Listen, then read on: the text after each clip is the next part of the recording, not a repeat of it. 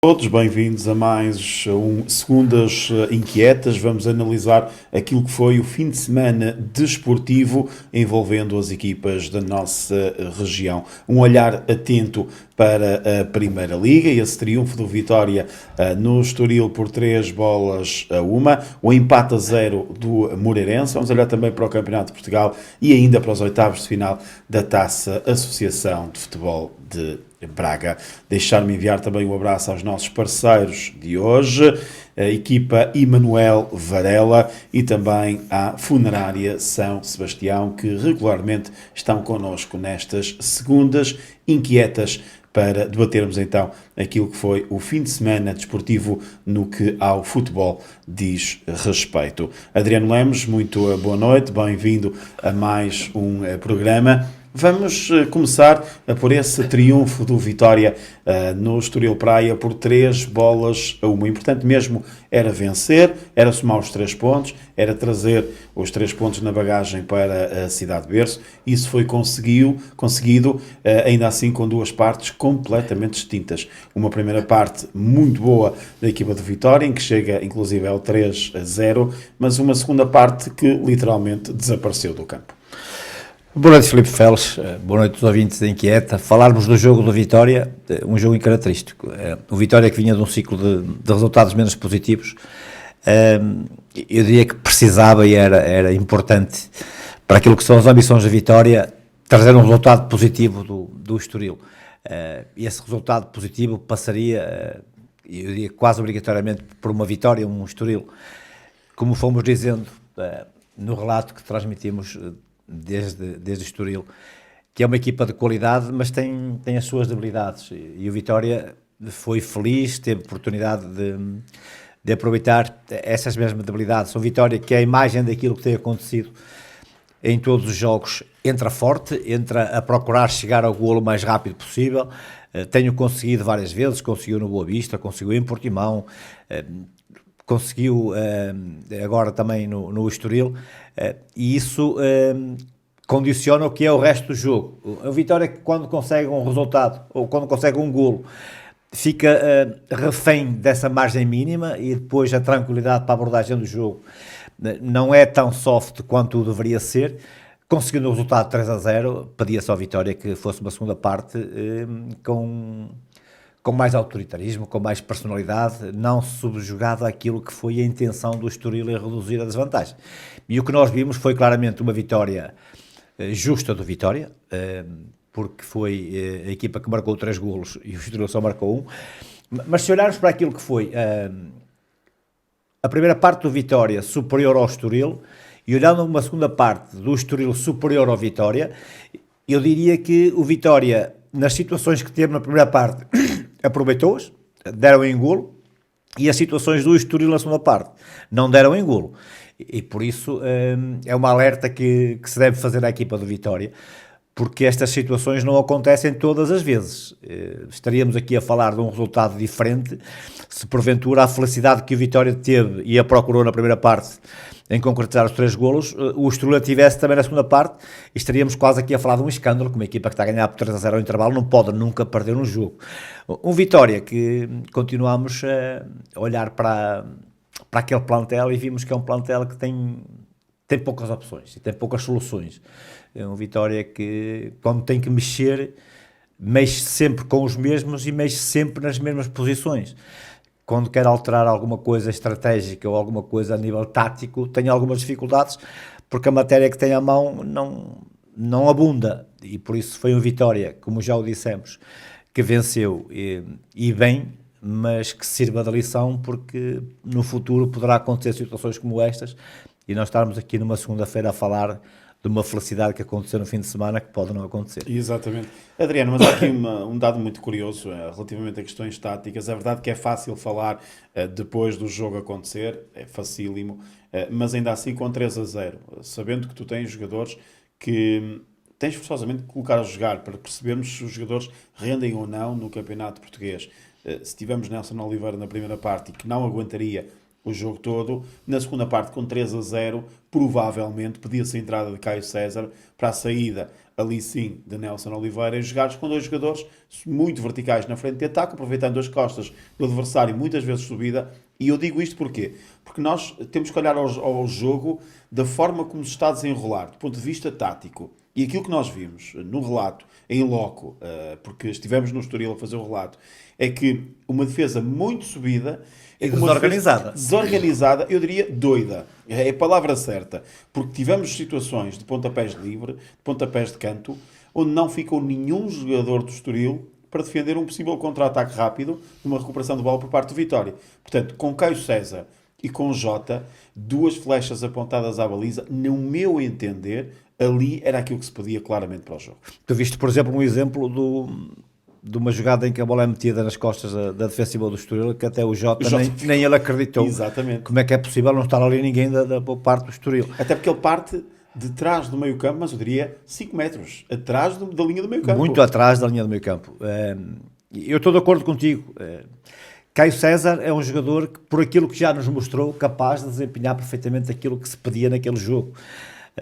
Mas eu continuo a dizer que quem trabalha com os jogadores é o treinador e provavelmente não achou, embora nós possamos ter uma opinião, mas é uma opinião que eu diria que fragilizada, porque nós não sabemos concretamente aquilo que se passa durante a semana, se o jogador tem ou não tem aquelas condições para desempenhar aquela função que nós estamos a idealizar agora. O que nós vimos até agora parece-nos que seria uma opção lógica, mas o que nós vimos até agora também é muito pouco. E por isso não poderemos ser contundentes na crítica a não opção. Mas daí a minha pergunta, Adriano, se é muito pouco, porque o jogador ainda não se mostrou efetivamente, com 3-0 ao intervalo, se calhar é o momento ideal para jogar mais, para o colocares. Porque senão, se não colocares com o resultado 3-0, a minha pergunta é, vais colocar quando? Mas a situação pode-se pôr noutro âmbito. Tu sabes que o futebol, hoje em dia, o 3-0, sendo uma boa margem, estás a jogar fora de casa e o adversário fazendo um golo pode modificar claramente aquilo que é o cariz do jogo. E um Vitória que vinha de resultados não muito positivos, provavelmente houve ali algum receio por parte do treinador em tomar essa tomada de decisão. Se é um Vitória que vem de um ciclo vitorioso, a equipa está moralizada, a equipa está confiante, agora a equipa agarrou-se também aquilo que eram os três golos de vantagem e que teria forçosamente que vencer esse jogo. Daí, se calhar, o receio do Álvaro Pacheco em não ter optado pela posição do Caio. E eu compreendo, mas se fosse eu, provavelmente teria optado pelo Caio. Acho que é uma opção que não tem muita lógica para perceber, mas compreendo a tomada de posição dele. Até porque Butzke, não só pelo jogo que fez, ou que não fez, mas... Que não tem vindo a fazer. Que não tem vindo a fazer, mas não tem características para partir rápido no contra-ataque. Há lá um lance clamoroso em relação a isso, em que há um passe em profundidade para Butzke, que tinha todas as possibilidades de arrancar para dentro da grande área, fazer o remate, enfim. E acaba por se atrapalhar. Se tivesse outras características, o faria. Isso mesmo. Claramente. Portanto, ali penso que foi claramente um erro de cálculo por parte de Álvaro Pacheco, que acabou por não ter influência no resultado, mas que podia ter tido, porque há Filipe, uma fase do jogo, Adriano... Voltando a dizer aquilo que disse há bocadinho, embora não concordando com as opções ou com a opção de Álvaro Pacheco, terei que estar aqui um pouco de margem de compreender, mas não tem sido, ou tem sido aquilo que habitualmente nos tem habituado. Exemplo do jogo contra o Casa da Pia no jogo anterior, em que está a perder 2-0 e abdica de um ponto de lança para meter outro, e depois nos minutos finais nem sequer faz a última substituição, e por isso são essas situações que eu não percebo e que não estou de acordo, mas que Álvaro Pacheco se nos tenha habituado a isso. Vamos à parte boa também do jogo, aquela primeira parte, mais uma grande exibição de Jota, não só pelo golo, não só pelo aquilo que dá a jogar, não só pelas assistências que faz, que depois às vezes até são desperdiçadas, como é o caso de João Mendes, mas a minha pergunta também vai no sentido de este Jota é claramente um jogador acima da média pela entrega e pela atitude que dá em campo. a recuperação de bola que dá ao golo, o passe depois para João Mendes em que ele vai ganhar a bola à linha de fundo, a intensidade que coloca em campo em todas as bolas, e isto claramente que é um jogador, eu não diria a mais, mas é um jogador de nota mais na equipa do Vitória. Eu diria que é o jogador mais regular e o jogador mais importante na equipa de Vitória. Não só por aquilo que produz ofensivamente, mas por aquilo também que dá no coletivo. Vimos quantas vezes Jota, na linha defensiva do Vitória, a fazer carrinhos para anular a investida de atacantes dos adversários. E mais é de enaltecer, olhando para aquilo que tem sido o seu trajeto de vida futebolística. O jovem, que podemos considerar ainda um jovem, que ainda há um pouco tempo andava nos palcos dos campeonatos dos campeonatos de Portugal também. Segunda Liga vai há 2, 3 anos. O Casa Pia, Leixões pouco usado, vai para o Casa Pia e vem para o Vitória. Mas Jota é um jogador de características, eu diria que diferentes do que é habitual. Não é um verdadeiro extremo-direito e não é um verdadeiro ponta de lança, tampouco é um número 10. Portanto, terá que haver aqui uma maneira estratégica por parte dos seus treinadores para que se possa retirar tudo o que Jota tem de bom. Exatamente. E parece-me que Álvaro Pacheco está a tentar e conseguir tirar do Jota o melhor que o Jota tem e a par daquilo que é a sua qualidade futebolística, aquela atitude competitiva que Jota tem, cativa os adeptos da Vitória, deslumbra os adeptos adversários. E aquilo que o Jota tem feito merece, eu diria que seja visto com alguma, eu diria que com alguma gratidão por parte de quem dirige o futebol português. Não estou a dizer que deverá ser chamado à Seleção Nacional, mas tem que ser chamados aqueles que mostram serviço. Mas é uma grande oportunidade agora, Adriano, até porque a Seleção Nacional vai jogar em Guimarães, dia 21 de março, contra a Suécia. 2 jogos particulares, o primeiro é em Guimarães, o segundo é na Lituânia, ou melhor, na Eslovénia, em Ljubljana.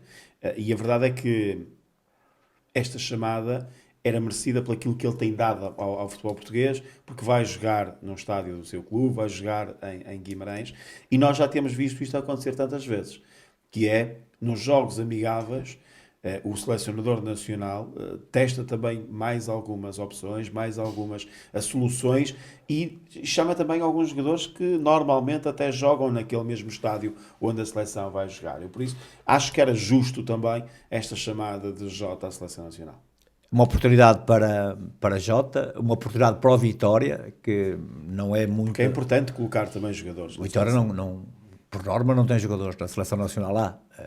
Tem tido no Sub-21 e teve bastantes naquela fornada do André Amaro, do Dani Silva, do Zé Carlos, hoje, exatamente, Tomás Endel, por isso tem tido André Almeida, que depois é transferido.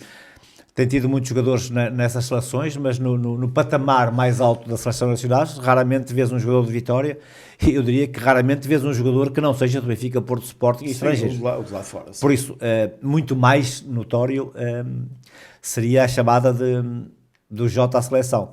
E dizer-te também que ao fazê-lo não faz nenhum favor. Para mim é aquilo que tem sido o trabalho desenvolvido por Jota ao longo desta época e da época anterior, que já foi um jogador muito regular, não com tanta visibilidade quanto esta, mas este ano temos um Jota a jogar, a trabalhar e a fazer golos. Sem dúvida. Adriano, houve uma aproximação ao 4º lugar por parte da equipa do Vitória, até porque jogou primeiro do que o Sporting Clube de Braga. Nós tivemos a oportunidade de vir a escutar o relato no trajeto desde Estoril até à cidade de Berço, para escutarmos aquilo que ia-se passando também no outro campo, e aquilo que ouvimos por parte do órgão público, da Antena 1, é que foi claramente um jogo condicionado por aquilo que foi os critérios da arbitragem, primeiro contra o adversário, depois a favor do Sporting Clube de Braga, e tudo isto faz com que o Vitória volte a estar com 5 pontos de desvantagem face ao 4º lugar, neste caso, ocupado pelo Sporting. Filipe, aquilo que nós fomos ouvindo, no mínimo, vou empregar o adjetivo de estranho. Sim, claramente. E vamos fazer fé. Foi taxativo. Portanto, vamos fazer aquilo que estavam a comentar era de tal forma taxativo leva a acreditar que aquilo era e que ia ser assinalado. E nós conhecemos quem exatamente. estava a fazer os comentários, o e por isso comentário, merece-nos a reportagem. toda a credibilidade, e vamos acreditar que o que ele nos estava a contar era a realidade. Pelo menos era a realidade vista por ele. Até porque era um Sporting Clube Braga Estrela da Amadora, não era um Sporting Clube Braga, Sporting Clube Portugal, ou Benfica ou Porto. Mas eu diria que quem estava a relatar, fosse quem fosse o adversário, teria sempre a mesma postura. Ter esta isenção. É um profissional com costuma dizer, com um pega. Mão cheia. O Carlos Rui Abreu é realmente um bom relatador, e é um homem isento e sério na abordagem daquilo que são os acontecimentos esportivos. Mas temos vindo ao longo do campeonato a ver que há uma proteção aos clubes da maior dimensão, e querem colar definitivamente o Braga a esses clubes.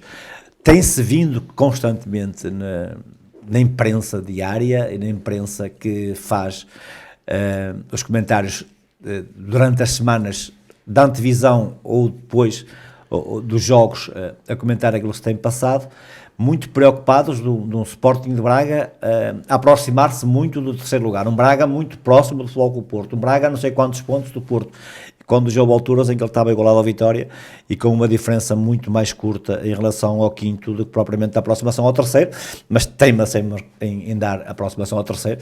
Vá lá saber-se porquê, é com isto que temos que viver. É isso mesmo. Adriano, vamos olhar também para aquilo que foi a prestação do Moreirense, o Moreirense que podia ter sorrido no final da partida, depois de um pontapé de penalti aos 90+2, desperdiçado por Alain, um belíssimo jogador, não retira aquilo que são as características do Alanzinho, mas a tirar literalmente para as nuvens aquele pontapé de penalti e a desperdiçar uma belíssima oportunidade para somar mais 3 pontos. O Moreirense que, não por ter falhado aquele penalti, e o empate naquilo que é o Moreirense não se pode considerar um mau resultado. O Moreirense que era favorito perante um Rio Ave, que se olharmos para a tabela classificativa, era um Moreirense que tinha que vencer, mas o Rio Ave é uma equipa de qualidade. É uma equipa que tem vindo a fazer um trajeto nas últimas jornadas muito interessante. Até porque quer sair de onde está, também. Quer e vai sair mais jornada, menos jornada, que vinha de empatar com o Sporting 3-3, e por isso exatamente. É o Rio Ave de qualidade, e nós conhecemos aquela equipa e os elementos que fazem parte do plantel, como eu disse, reforçado agora em janeiro com mais qualidade. Mas o Moreirense poderia, como tu disseste, nos últimos minutos, já para além da hora, ter a oportunidade máxima de uma grande penalidade, que a probabilidade de falhar é muito curta em relação à probabilidade de marcar. Não o fez. Poderíamos estar aqui a falar do Moreirense mais próximo do Vitória, e aqui nós dizemos mais próximo do Vitória, não fugimos do estar próximo do Braga, porque a realidade é esta. E o Moreirense tem vindo a fazer um trajeto muito interessante, que eu continuo a dizer que o empate não se pode considerar um mau resultado. Pena é que esteve muito próximo de vencer e não o conseguiu. É isso mesmo. Vamos olhar também para o Campeonato de Portugal, nomeadamente esta Série A e também a Série B, mas a Série B falaremos apenas onde está do Vitória B, onde está inserido então nesta Série B do Campeonato de Portugal. Vamos colocar também em rodapé aquilo que são os resultados do fim de semana, como habitualmente colocamos também aqui, mas há aqui alguns dados muito interessantes. Primeiro, o empate do Sandinenses a 0 diante do Camacha, ou seja, é mais um ponto. É verdade que é em casa, mas é mais um ponto somado, dado a qualidade da equipa madeirense.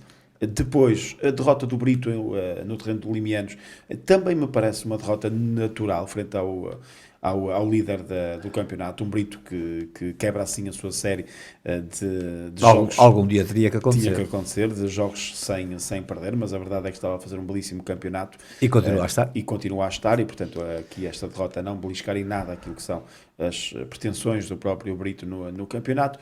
Já a derrota do Pevidem também ela, é verdade que é fora de portas, mas é inesperada pela posição que ocupa, por aquilo que se predispôs no início da temporada a lutar pela subida de divisão, e portanto é importante não deixar o Limianos cavar um fosso sobre pena depois de ser inalcançável por essa tentativa de promoção. Eu diria que o problema não começa a ser só Olimianos, o problema é que sabes que ficam 2 apuradas, por isso Sim, pode sim, ficar, pois é, o pode ficar Tirsense, Olimianos mas tens o Tirsense também acima já. pode ficar Olimianos e o Pavidem. Pavidem.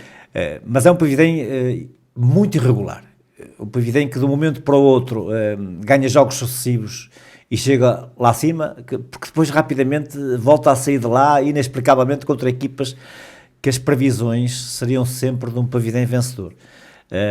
Tem um jogo importante no próximo fim de semana. Sem dúvida. Vai jogar com o Tirsense em sua casa, e eu diria que pode ser um jogo-chave, porque não vencendo esse jogo, o empate deixa ficar as coisas novamente equilibradas, com vantagem para o Tirsense, mas uma possível derrota do Pavidem cava ali um fosso. Mas cada jornada que passa Pois, é menos uma uma, para, e depois para, ficam para a faltar jogar, 4 jornadas para jogar, exatamente. e que dificilmente poderás recuperar. Portanto, apetece-me dizer que o jogo do próximo sábado em Pavidem é um jogo de crucial importância para aquilo que são as ambições do Pavidem.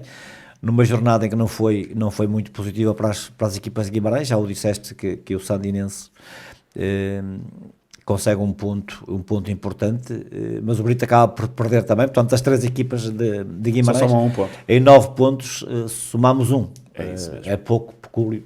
E esse 1 é extremamente positivo. Porque Sim, é claramente. Camacho, mas são derrotas, todas elas de explicação diferente. Já falámos do Pavidem. Sim, claramente. A do Brito, no Limianos, que vai em primeiro lugar, moralizado, jogar em sua casa, quer aproveitar a oportunidade de manter-se nos primeiros lugares. Um Limianos que eu me recordo que... E veio com uma série de jogos a vencer. Não, Félix, inacreditável. eu recordo-me perfeitamente que na altura que o Limianos vem jogar a Brito na primeira volta, falava-se numa possível chicotada do Limianos. Treinador. Sim. Porque estava numa situação muito aflitiva. E veio a Brito ganhar, e a partir daí este Limianos começou a ter vitórias sucessivas ao ponto de os catapultar para o primeiro lugar. O Brito, todos nós queremos sempre mais, todos nós queremos chegar ao melhor lugar possível, mas eu diria que o Brito está estabilizado num lugar ideal, tem ainda mais 4 jornadas para fazer mais algumas vitórias. Aquilo que fez até agora é meritório, aquilo que poderá fazer no futuro não o sabemos, mas aquilo que fez até agora dá-nos perfeitas garantias de que pelo menos pode não os ganhar, mas vai encarar estes 4 jogos com o espírito de os conquistar, porque tem capacidade para isso. Temos 3 belíssimas equipas neste campeonato de Portugal, para já longe dos lugares que dão direito à despromoção. No caso, Nenhuma delas vai descer. É isso mesmo, o Pavidem, o Sandinense e também o Brito, mas muito bem colocadas neste mesmo. Se quiseres falar da Associação de Futebol de Braga, as coisas já começam, já complicam, porque temos um Ribeirão. Até porque, falar em Ribeirão, temos um Brito Ribeirão no próximo fim de semana. Exatamente. Em Brito, um Ribeirão que está nos lugares do fundo da tabela. Nestes jogos finais provavelmente são tão difíceis jogar contra os últimos como jogar contra os primeiros, mas já é um Brito favorito, e eu diria que o Brito provavelmente prefere jogar contra o Ribeirão do que jogar contra o Pavidem. Adriano, eu diria que poderá ser aqui a machadada final no que a manutenção diz respeito, definitivamente. Apesar de eu concordar contigo, que está, e do próprio Brito, está salvaguardado. Sim, apesar de eu dizer que já está, matematicamente não está, mas domingo acredito que com o triunfo diante do Ribeirão as coisas ficam resolvidas. Eu diria, e quase que vaticinar, que se o Brito não fizer mais nenhum ponto até ao final do campeonato, não vai ter problemas. Embora, por exemplo, o Merlinense reforçou-se muito bem no o Domiense. O Domiense reforçou-se muito bem e está também sim, mas a recuperar na tabela classificativa. O problema é que os pontos que o Brito tem já nesta altura, e o próprio Sandinense... E o Domiense parece-me que vem de 3 vitórias consecutivas. Pois, mas obriga as outras equipas a ganhar quase todos os jogos, e vai haver jogos entre elas, e uma delas vai ter que perder, e por isso os pontos não vão chegar para todos. Certo. E eu acho alguém vai ter que perder aí pontos pelo meio. Isso é verdade. Vamos também olhar para os jogos dos oitavos de final da Taça Associação de Futebol de Braga, a competição mais democrática do futebol distrital e também a mais bonita, na minha opinião. Até porque costumamos oitavos de finais, quartos de final e meias finais. É isso mesmo. E eu apetece-me dizer, nesta foi a meia jornada, não é? Pois, porque tivemos um Trocatense Santiago Mascoteles adiado, tivemos também um Vieira Ponte adiado, devido a terem jogadores nos compromissos da seleção Dos distrital. resultados que a nós nos diz muito. Sim, estaríamos à espera, obviamente, desses jogos para podermos também aqui debatermos, mas vamos olhar também para Joano 3, Abação 2, o primeiro, vamos olhar também para outros jogos bem interessantes nestes oitavos de final da Taça F Braga, o próprio triunfo do Berço no sábado às 10 da manhã e que ditou também passagem aos quartos de final, mas vamos começar também por este Joano Abação. Adriano, eu parece-me que foi um equilíbrio verdadeiramente extraordinário entre estas duas equipas. Primeiro porque uma é líder, ou quase líder, segundo lugar, do Pro Nacional. Portanto, um investimento forte, um clube grande, um clube enorme aqui na Associação de Futebol de Braga, frente a uma Abação que está a dar os primeiros passos no que ao futebol distrital diz respeito, teve muitos anos no futebol popular, está também no primeiro lugar, está, eu diria que uma semana, ou pouco mais, dependendo dos resultados favoráveis ou não, de ser campeão e poder subir à divisão de honra, mas a verdade é que jogar na primeira divisão, e não é só com os próprios adversários, aquilo que eu vou dizer, jogar na primeira divisão não tem nada a ver com jogar contra equipas do Pro Nacional. Primeira dimensão dos campos, e depois estamos a falar de um campo de relva natural, o estádio de Barreiros, já com muita história, muito grande, com dimensões muito grandes, e o Abação está habituado a jogar entre recintos mais pequenos. É verdade que há ali um ou outro, como é o caso do Enfias, que tem umas dimensões também muito grandes, mas a maioria dos campos são de dimensões reduzidas, em que o futebol é muito mais fechado, o futebol é mais próximo, com espaços mais curtos. As características do jogo é diferente. A intensidade do jogo é diferente. Mesmo. E, portanto, jogar no Joano com um campo grande, que não estão habituados a este tipo de campos, um resultado 3-2, sendo que estava a ganhar por 2-0, é verdadeiramente extraordinário e quase que se fazia taça nessa partida. Deixa-me começar antes pelo que é o futebol fora das quatro linhas. Tu olhas para as imagens dos adeptos, quer do Joana, quer do Abação. Fantástico. E eu diria que é disto que o meu povo gosta. O futebol tem mais encanto quando tens presença de adeptos e fervorosos quanto estes. É verdade, estamos a falar de duas equipas que estão num período muito vitorioso. Isso também convida as pessoas para participar nesses jogos, mas vimos um campo dos Barreiros com uma moldura humana de grande competição. Deixa-me dar aqui uma pequena nota, Adriano. Eu por norma não o faço, nem eu gosto de o fazer, porque eu acho que os clubes, os adeptos, os dirigentes, as forças policiais, a arbitragem, há sítios próprios para fazerem as queixas devidas. Há ali um pequeníssimo comentário, um pequeno comunicado do Abação nas redes sociais, e apenas nas redes sociais, a lamentar aquilo que sucedeu depois fora do recinto desportivo, fora do estádio. E, portanto, não vi, não sei, não posso tirar juízos de valor e não posso comentar algo pelo pressuposto de apenas um clube, sem se ouvir as duas partes. E, portanto, acho que há mecanismos legais para se poder fazer exposições, quer nas forças policiais, quer junto do Conselho de Arbitragem, quer junto da Associação de Futebol de Braga, e, portanto, não podemos nós, e não posso eu, jamais, tirar partido de um em detrimento do outro sem ouvir as duas partes. E, portanto, acho que é importante que primeiro, que os intervenientes, e neste caso os adeptos, tenham mais calma, tenham mais juízo, porque a festa é bonita, a festa foi bonita.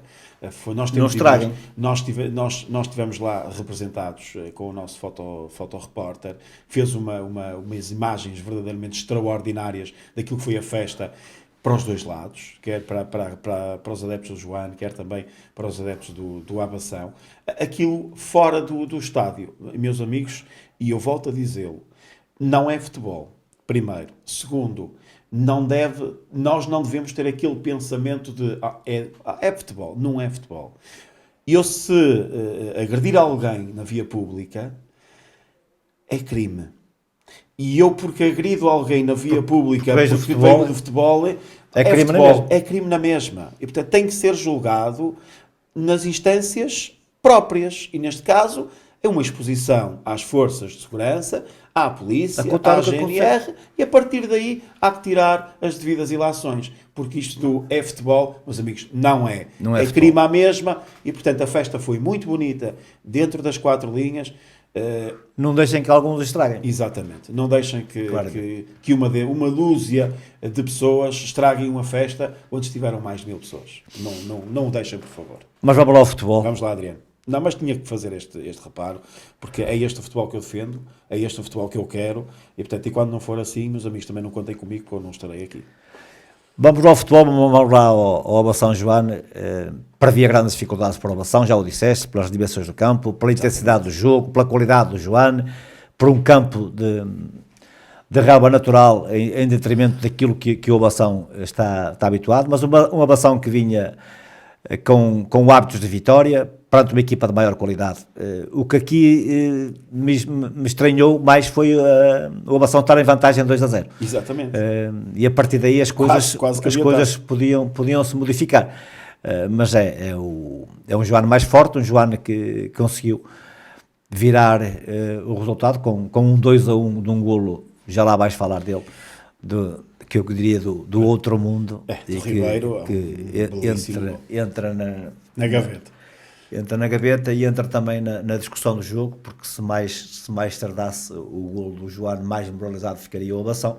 E mais difícil seria para o João conseguir dar a volta, porque Mas- empolgava-se ainda mais, Muito mais a equipa complicado. do Avação, claramente. Em relação- Aquele gol, acho que desbloqueia tudo. Em relação às outras equipas, uma derrota natural do Taipas em Santa Maria, e um Taipas que vem estando longe daquilo que são os seus pergaminhos, por isso naturalmente a jogar fora de portas, uma derrota que não espanta.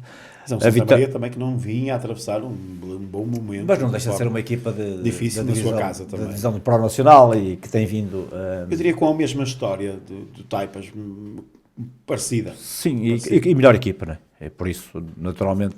Depois temos o Berço que consegue passar mais uma eliminatória, Fratamarinhas. não deixa de ser relevante. E aqui um resultado que eu de todo não esperava que acontecesse é a derrota do São Cristóvão. É verdade que joga contra uma equipa da divisão de honra, de uma divisão acima da deles, mas tem 3 pontos. O último classificado, e nós tantas vezes falamos aqui, Adriano, de que o último classificado da divisão acima não é muito diferente do primeiro classificado da divisão abaixo, ou seja... Não, eu diria que é pior. Eu diria que há ali muita proximidade, ou até, ou até mesmo... Eu não sei o que é que se passou no jogo. É pós-prolongamento. Sim, eu não sei o que é que se passou no jogo e vamos ter que acreditar que a vitória é justa, mas o São Cristóvão, por aquilo que tem sido o seu trajeto, obrigatoriamente tem que ter melhor equipa que este adversário. A Taça tem dessas coisas, como eu disse, foi E a justiça faz pelos gols que se marca, foi principalmente o resultado, eliminatórios. foi o resultado que me surpreendeu. Poderíamos estar aqui a falar de mais uma equipa de Guimarães na Taça São Braga, já temos poucas. Exatamente. Temos o Berço, Para já só o Berço.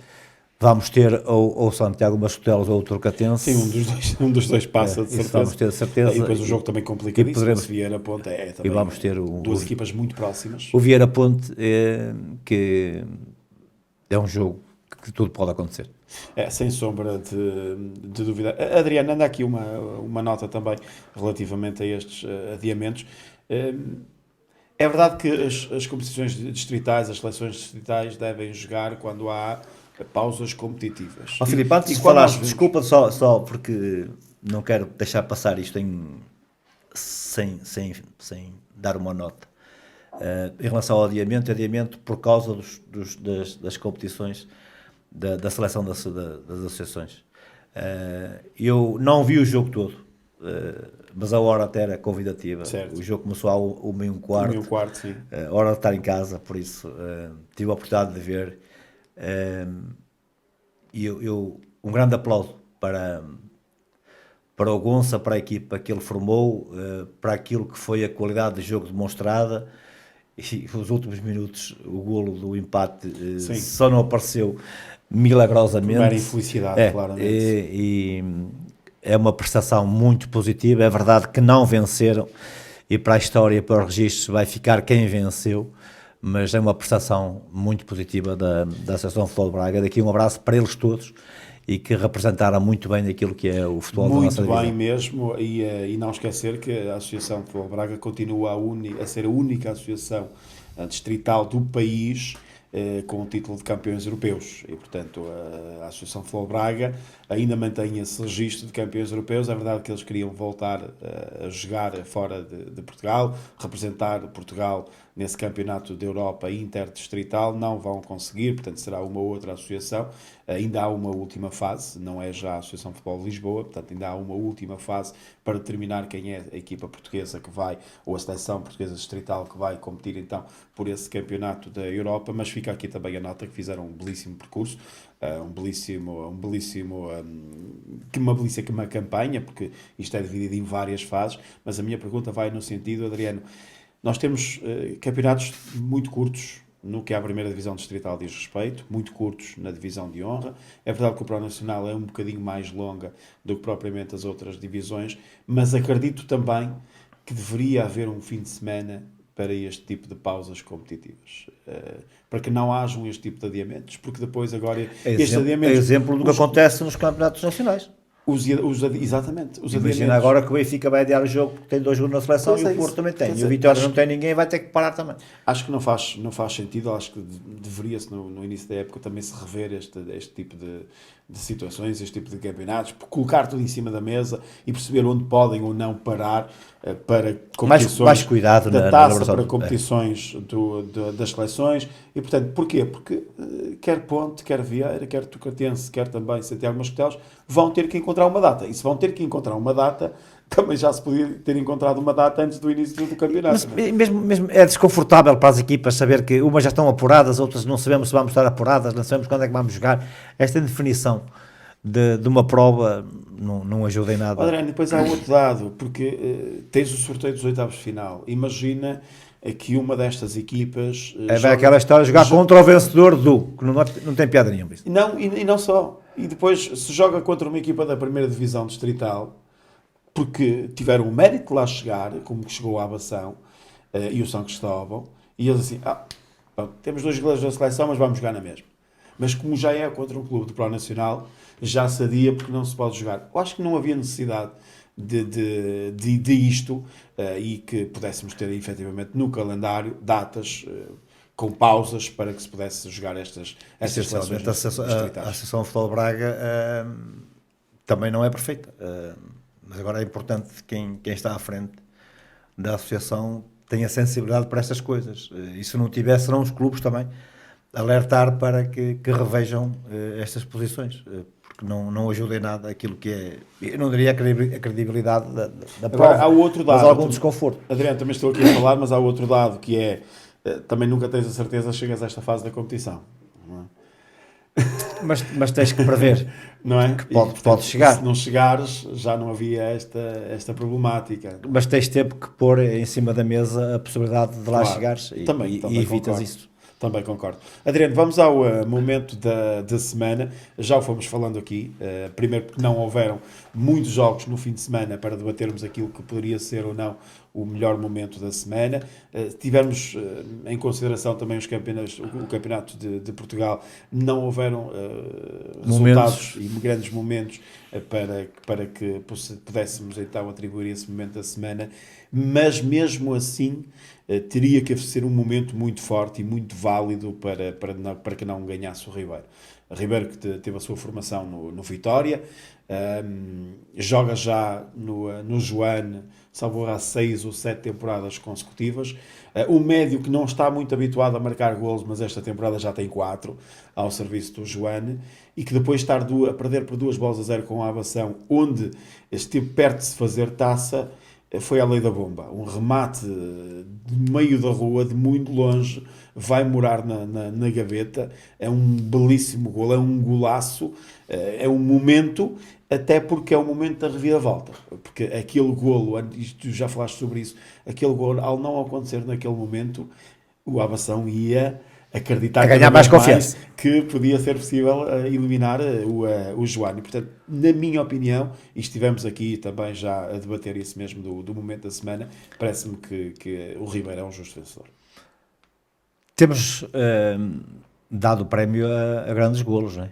Sem dúvida. Começamos com Pontapé de o bicicleta. pontapé de bicicleta, que depois fomos até Santo Emilião, e agora vamos para Joano. Parabéns, Ribeiro, que seja o pronúncio de muitos mais, porque o futebol gosta de golos bonitos. Claro que os adeptos do Abação não vão achar muita piada em recordar este momento porque é o da reviravolta, Sim, mas mas olhando para isto friamente veem que é um golo de enorme qualidade. É uma versão que está perto de festejar também, pode festejar já no fim de semana também esse título inédito de campeão, subida à divisão de honra, e no próximo ano podemos ver os adeptos do Abação, a equipa do Abação, a disputar a divisão de honra com tantos históricos da Associação de Futebol de Braga, porque a par destes que já cá estão, ainda há aqueles que vão cair, e nós olhamos para aqueles que vão cair, nomeadamente a Mars, apesar de não ter uma belíssima equipa, e estou a falar bem equipa, mas o clube não deixa de ser um clube nacional, um clube que esteve muitos anos a disputar os campeonatos nacionais. Com um grande estádio. E com um grande estádio, portanto, e vamos ver o Abação e os seus adeptos a percorrerem estes campos como o Taipas, Santolau, Arões, Cerzedelo, Mares, enfim, uma série de equipas. Aí a Abação a levar os seus adeptos, que normalmente são adeptos que fazem festa em todos os campos, e por isso, numa competição diferente, então, de melhor nível, a dar alegria aos campos, porque fundamentalmente o futebol regional deveria ser para isso, trazer alegria às vilas, às aldeias do concelho, principalmente do Distrito de Braga. Não tenho dúvidas nenhumas. Muito obrigado, Adriano. Fica o ponto final aqui neste programa. Um abraço também aos nossos parceiros de hoje e de sempre. Todas as segundas-feiras estão connosco. A equipa Emanuel Varela e também a Funerária São Sebastião, que estão connosco. Já sabe, o momento da semana, o prémio Equipa EV é atribuído então a Ribeiro, jogador do Joano, pelo extraordinário gol que apontou neste fim de semana no jogo frente ao Abação, a contar então para os oitavos de final da Taça Associação de Futebol de Braga. Despeço-me então com um forte abraço. Amanhã mais um programa, e que programa a não perder, o que é feito de si aqui na Inquieta. Fomos até Lisboa para conversar com Basaúla, portanto, a não perder mais o que é feito de si. Um forte abraço a todos.